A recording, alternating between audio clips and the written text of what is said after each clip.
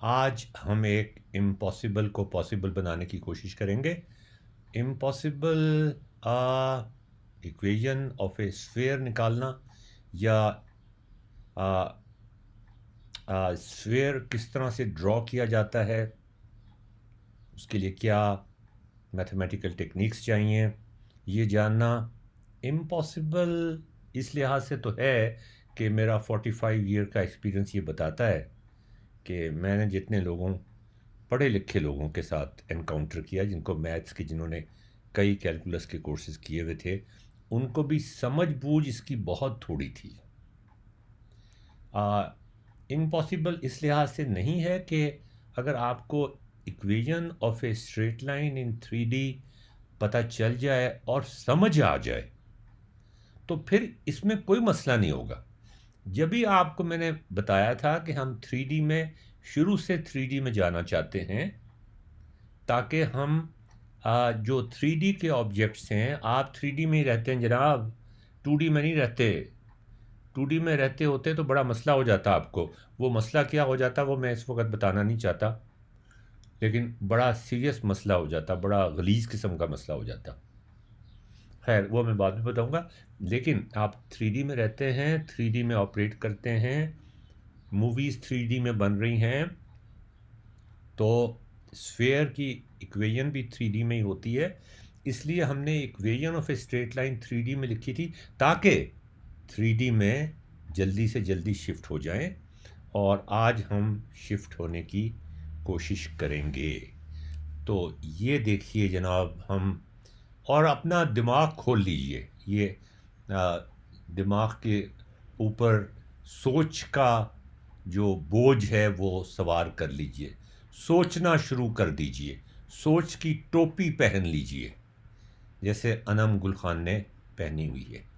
ये देखिए जी, यहाँ पर ये जो इक्वेशन है, ये इक्वेशन जो है, ये एक साइन फंक्शन की इक्वेशन है। ये एक साइन फंक्शन की इक्वेशन है जनाब वाला, ये एक साइन फंक्शन की इक्वेशन है। ये साइन फंक्शन की इक्वेशन कैसे है?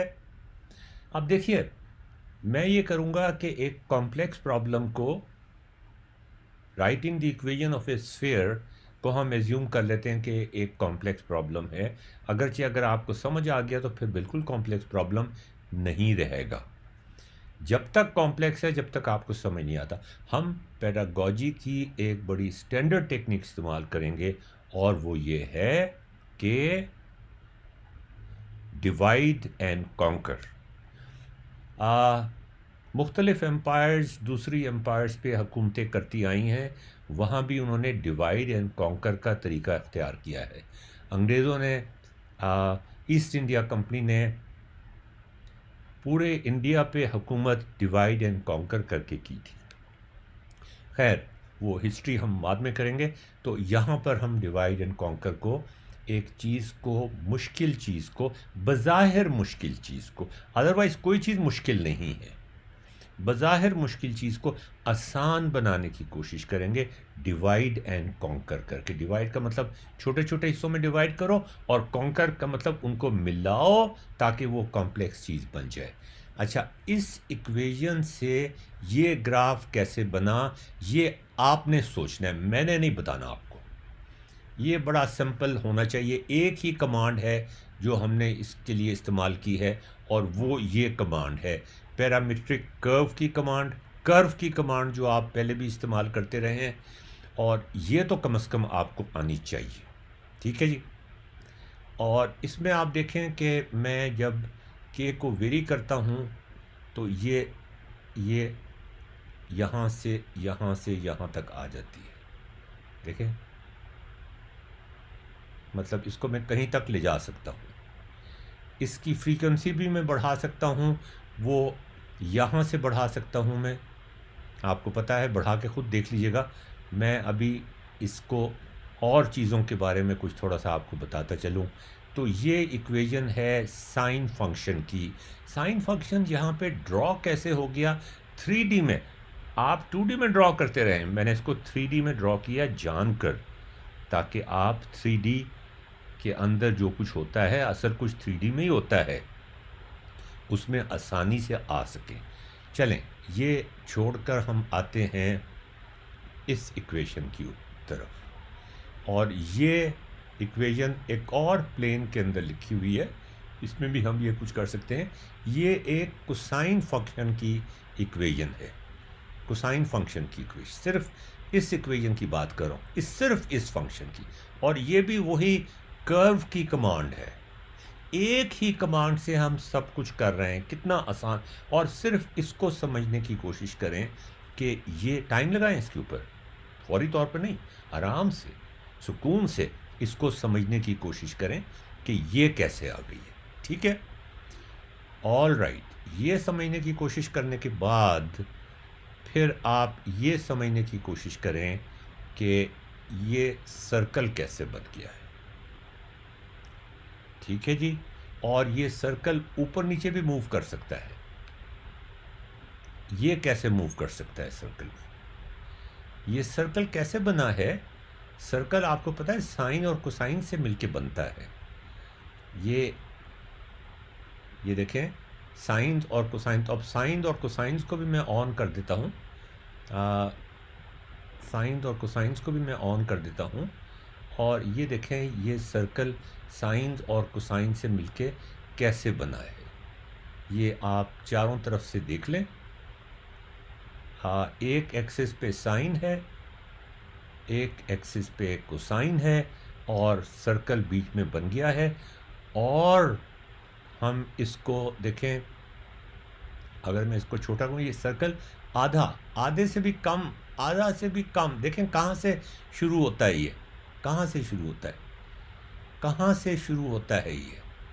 इसको मैं ज़रा इसका ये जो है ये -2 कर दूँ ना अगर, तो फिर आपके लिए आसानी हो जाएगी इसको देखना। देखें ज़रा, अब मैं स्लाइडर को मूव करूँगा ना, ये देखें, ये देखें, ये और भी मुझे इसको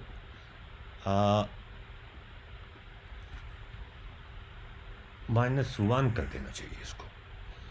ओके, अब आप देखें, अब मैं और भी ज़्यादा इसको, ये देखें,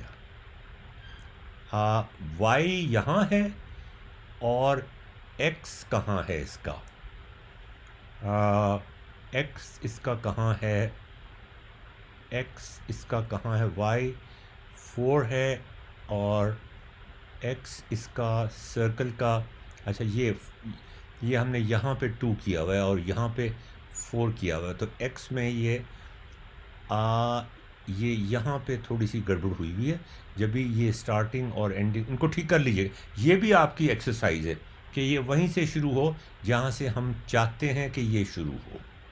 ऑल राइट, तो ये देखें, इनमें है कुछ डिस्क्रिपेंसी। ये मैंने आपसे असेसमेंट के मॉड्यूल में पूछना है कि ये वहीं से क्यों नहीं शुरू हो रहा है, इनके स्टार्टिंग पॉइंट्स वहाँ पे क्यों नहीं है। ये होने चाहिए स्टार्टिंग पॉइंट्स वहाँ पे। ठीक है जी, तो ये अब आपको पता होना चाहिए कि x पे साइन वेव,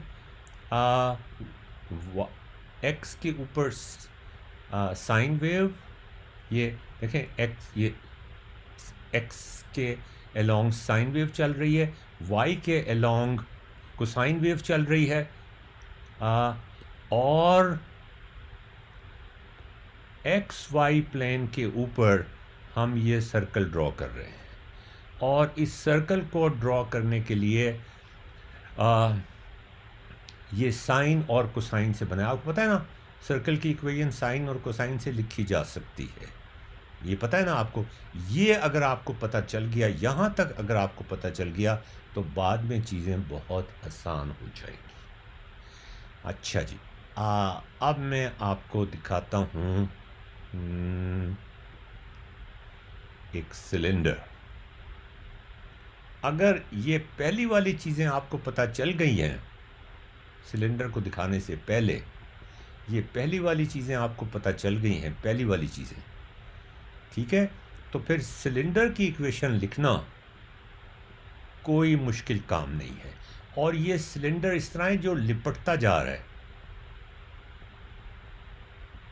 ये देखें, ये लिपट रहा है जैसे कोई धागा लपेट रहा हो सिलेंडर के ऊपर। ये देखें आप कैसे मज़े से लिपटता जा रहा है ऊपर। ये लिपटता हुआ वापस जा रहा है, खुलता हुआ जा रहा है, ये लिपटता हुआ जा रहा है। ठीक है, ये आपने सोचना है कि ये सिलेंडर कैसे बन गया। मैं आहिस्ता आहिस्ता स्फीयर की तरफ जा रहा हूँ। सिलेंडर भी हो गया। Okay, now we come towards the sphere. और स्फीयर में हम देखते हैं कि कैसे स्फीयर कहाँ से शुरू होता है। यहाँ से शुरू होता है, 4 से शुरू होता है। ये बिल्कुल सही जगह से शुरू हो रहा है, यहाँ से शुरू हो रहा है। और देखें ये कैसे धागा लिपटता जा रहा है इसके ऊपर, पिन्ने के ऊपर, पतंग के पिन्ने के ऊपर धागा लिपटता जा रहा है। पतंग के पिन्ने के ऊपर धागा लिपटता जा रहा है। और अब ये पिन्ना यहाँ जाके कंप्लीट हो जाता है, ये यहाँ जाके कंप्लीट हो जाता है और फिर वापस आता है ये धागा लिपटता हुआ। ये देखें ज़रा, ये देखें ज़रा, अब ये चीज़ कैसे बनी है, ये सोचने वाली बात है कि ये चीज़ कैसे बनी है। ये आपके सोचने की बात है कि ये चीज़ कैसे बनी है। ये साइन और कोसाइन के ही करिश्मे हैं, लेकिन 3D के अंदर ये अच्छा, वैसे स्ट्रिक्टली स्पीकिंग ये स्फीयर की इक्वेशंस हमने नहीं लिखी, ना स्फीयर हमने बनाया है, बल्कि हमने एक स्फीयर के ऊपर धागा लपेटा है। तो ये हमने एक और इनोवेशन की है कि स्फीयर को bit by bit, circle by circle, वो धागा पिन्ने के ऊपर जो डोर होती है पतंग की, उसको हमने एक एक यहाँ पर से देखें लपेटना शुरू किया। कहाँ से लपेटना शुरू किया हमने, ये देखें, यहाँ से लपेटना शुरू किया, यहाँ से लपेटना शुरू किया। और लपेटते गए एक स्फीयर के ऊपर, एक अनसीन स्फीयर के ऊपर लपेटते गए। उसके बाद फिर वापस लपेटना शुरू किया, फिर ऊपर की तरफ आ गए। तो इसको कई दफ़ा लपेटेंगे तो फिर इसकी जो खाली जगहें हैं वो ख़त्म हो जाएंगी। ये कैसे हुआ, ये देखने वाली बात है। ये अगर आप कर लें तो आपको फ़ख्र होगा कि आप स्फीयर की इक्वेशन 3D में जो ऑब्जेक्ट्स हैं, एलिप्सॉइड है, पैराबोलॉइड है, उन सब की इक्वेशंस बड़ी आसानी के साथ लिख सकते हैं। आप अगर ये समझ लेंगे, आपने एक कारनामा अंजाम दे लिया। मुबारक हो जनाब। अशरफ इकबाल को इजाज़त दीजिए। कोरोना की वजह से एहतियात करते रहिए, अपना ख्याल रखें, औरों का ख्याल भी रखें, सबके लिए आसानियाँ पैदा करें, सबके लिए खुशियाँ पैदा करें। खुदा हाफ़िज़।